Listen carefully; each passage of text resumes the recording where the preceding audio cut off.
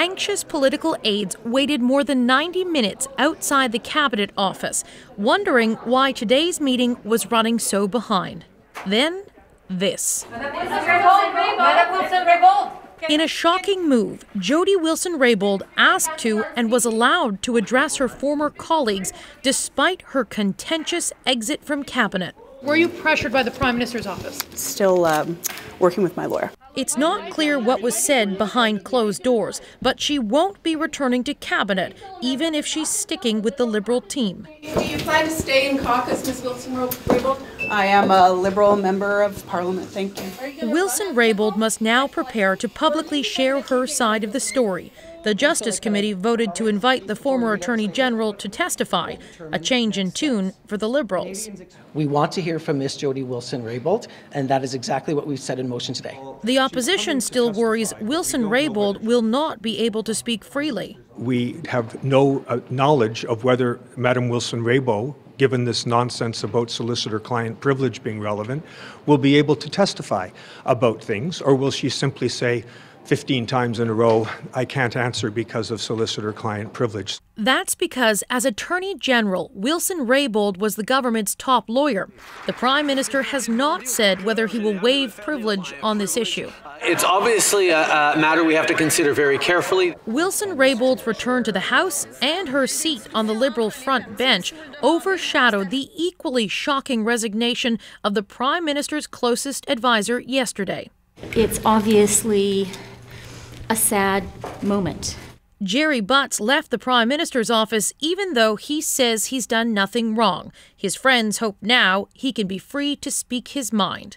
My sense is that he's decided, and I think appropriately, to defend himself against people saying things that just aren't true.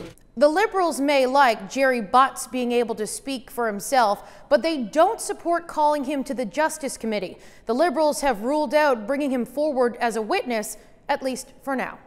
Katie Simpson, CBC News, Ottawa.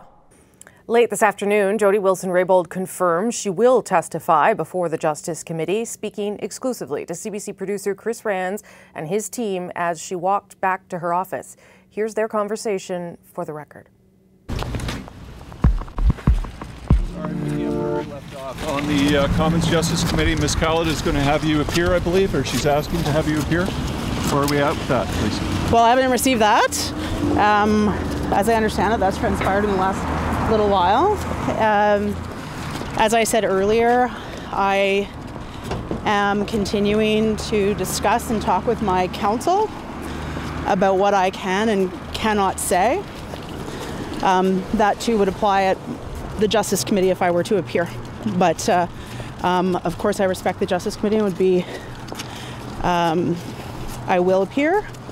But as I said, I'm still in discussions with my counsel about the various privileges and confidences that I have. I'm wondering, ma'am, everyone's asking everyone who works in the Hill, what do we make of all this? What's your message to regular Canadians? Because they've all been reading about this in the papers, watching our coverage, listening to our coverage. What are they to make of it at this point? I'm really not at liberty to talk about that, but I will say that I'm incredibly proud to be the Member of Parliament for Vancouver-Granville.